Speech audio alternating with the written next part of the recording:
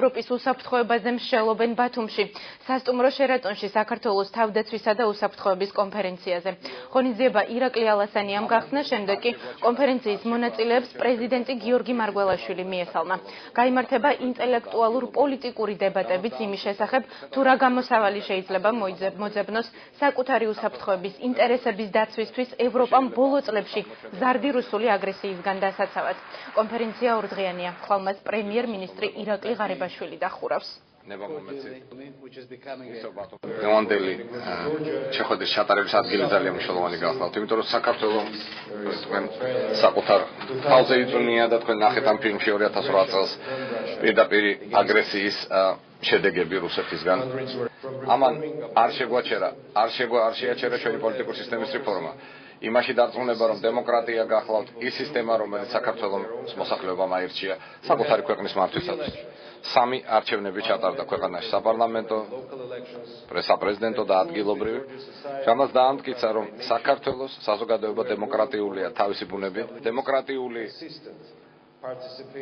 მისწრაფება ასევე გამრავლებულია ნატოს წამსვარებული ოპერაციების ჩარჩოებში მონაწილეობით, რაც ჩვენ არმიას უფრო თავსებად ხდის ნატოს ძალებთან.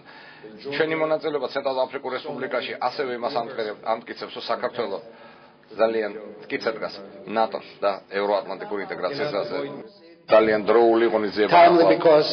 დროული, იმიტომ რომ we, Georgia, the region, and globally, the world is facing major challenges on defense and security issues, and the challenges that need quickly, timely, and thoughtful response. Let me tell you, peaceful transfer of power and can secure stable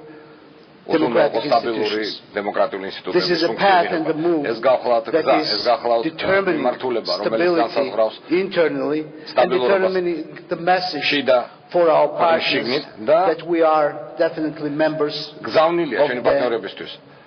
international camp, international attitude, which considers democracy to be the most stable and the proper way of organizing your society. In this respect, process of consolidating democracy in Georgia has finally come to its conclusion that every Georgian now considers that political system depends on individuals and citizens of this country. We are also very actively engaged. და გაგრძელება კონფერენციის თემის ჩვენი გადამღები ჯგუფი იმყოფება სასტუმრო შერატონთან.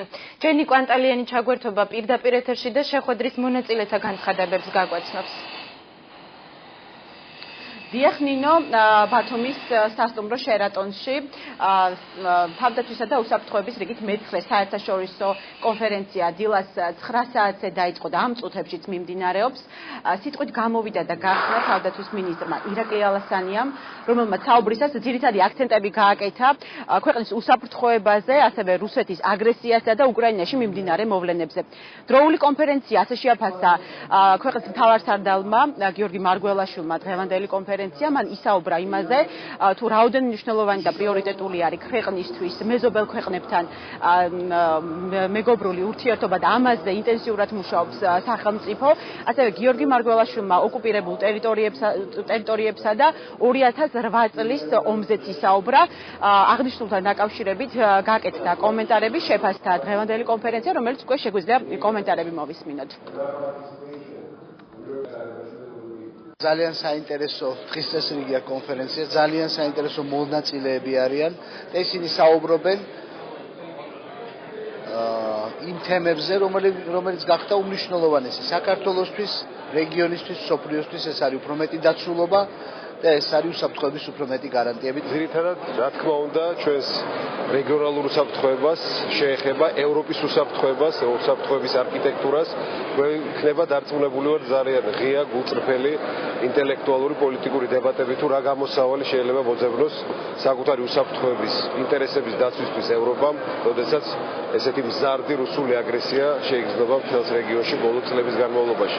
ამიტომ მე დარწმუნებული ვარ, რომ ძალიან ბევრი საინტერესო შეკითხვა შეკითხვა დაისმება და ძალიან მრავალი პასუხიც გაეცემა იმ შეკითხვებს, რომელიც ჩვენ ყველას, როგორც რეგიონს, როგორც მსოფლიოს ცივილიზებულ ნაწილს გვაღელვებს.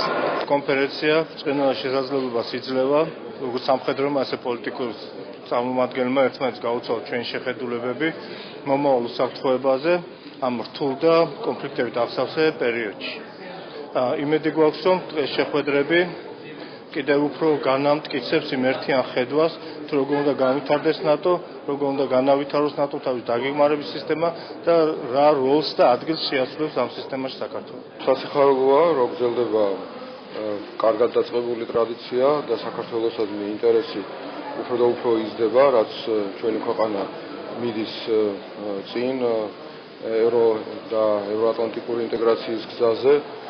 საქართველოს უფრო მეტ საშუალებებს და პერსპექტივებს იძენს და მნიშვნელოვანია, რომ ჩვენი ქვეყნის მიმართ საერთაშორისო ასპარეზზე ყურადღება იყოს უფრო მეტი, რადგანაც ეს მოგცემს საშუალებას უფრო მეტი ხარდაჭერა მოვიპოვოთ ჩვენი მეგობრების მხრიდან, დასავლელ პარტნიორებს გულისხმობთ იმისათვის, რომ მივახციოთ ჩვენ მთავარ ამოცანას ქვეყნის მშვიდობიანი განვითარება. საერთაშორისო ფორუმს ლატვიისა და ესტონეთის თავდაცვის მინისტრები, ასევე დიპლომატიური კორპუსის წარმომადგენლები, მაღალი რანგის პოლიტიკოსები, არასამთავრობო ორგანიზაციის წარმომადგენლები, საკანონმდებლო და აღმასრულებელი ხელისუფლების წევრებიც ესწრებიან. აღსანიშნავია, რომ აღნიშნული კონფერენცია ორდღიანია.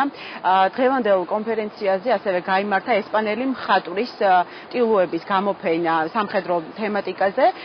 ხვალ კიდევ იგეგმება ალასანიასა და გენშტაბის უფროსის ორმხრივი შეხვედრები. როგორ განვითარდება მოვლენები უკვე შემდეგ გამოშვებებში ვისაუბრებთ.